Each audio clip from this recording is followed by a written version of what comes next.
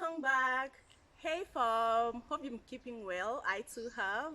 Well, I just want to first start by saying Asanteni Sana. I have been truly touched by your love and by your gesture of love. And to first begin, guess what? We hit 100 subscribers. Isn't it a miracle? Well, I count myself very blessed, and I'm sure you guys also feel the same thing. Wow. So for those of us who have only watched and they've not subscribed to the channel, now this is the time to do it. At least now get into the train. Let's hit the subscribe button and of course click the ring bell. Wow. Now, having said that, now I have had people telling me, I'm not really interested in this thing called marriage. We tried it, it failed. I'm doing good, being single, and I don't really think I need to get married anymore. Others have said, okay, I have tried 1,001 times to actually get a spouse, and every time I get into it, it's not really working out. Well, I have thought of maybe it was never really meant to be. Well, to begin with, this is what I would want to tell you guys. You are not called to be single, okay? And as I said last time in our second episode, there's something that I said, and I said God put Adam in the Garden of Eden. Adam had everything, and still it was not complete. And when I talked of that God really wanted to bring out completeness the moment He brought Eve on board, it was because of a reason. And the moment I said, and when I said that that God's main intention for man, unless you have been called to be to serve the church and you're married to the church, if you're not called to take that direction, I think it will only be right and fair for you to speak to the author. And that's why last time I said it's always very important to speak to the author, because who else do you speak to? You know, as I said, you won't go to the bishop and tell the bishop, I need a spouse. There's very little the bishop can do. But the moment you take yourself to our Father God, He will always have someone for you. So why is it that now we are deciding, you know something, let me just take a back seat and just see guys getting married and guys dating and all that? Can I tell you something? It doesn't really please the heart of God when you give up on marriage. It honestly doesn't please the heart of God. And because of that, I think it's time we truly spoke to God. Do you think when He said, you guys, I'm going to make you married, do you think that is what he intended? That you stay single or you raise up your children alone? I think there is somewhere, I think in God's plan, He had everything laid out for us.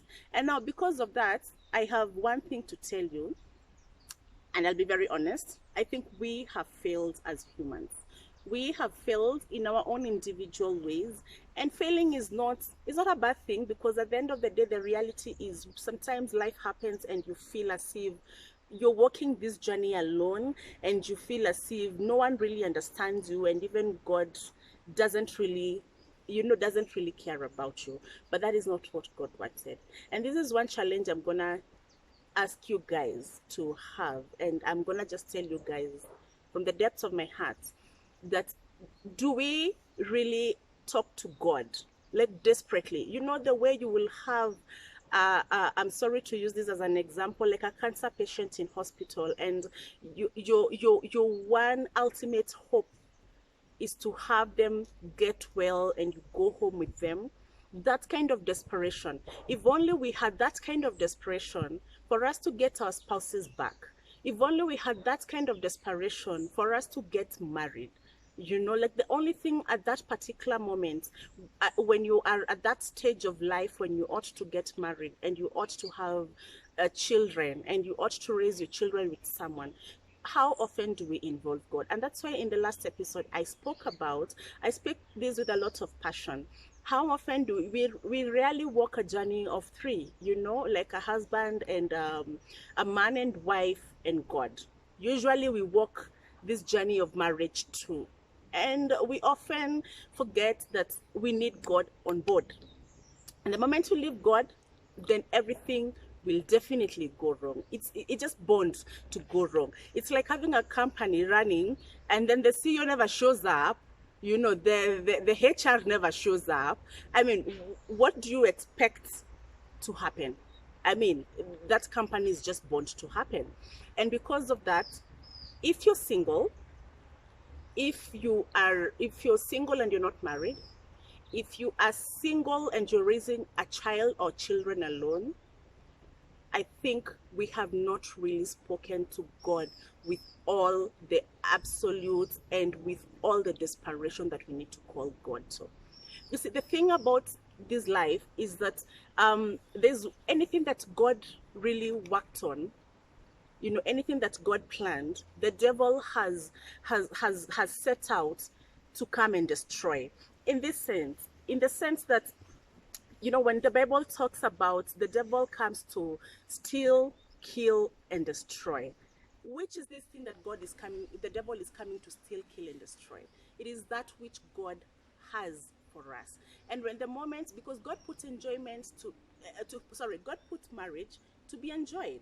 And the moment we don't enjoy it, it means there's a third party who has checked in and who has let them in. Sometimes we let the devil in without knowing, you know, and then the devil will come to destroy, the devil will come to definitely kill.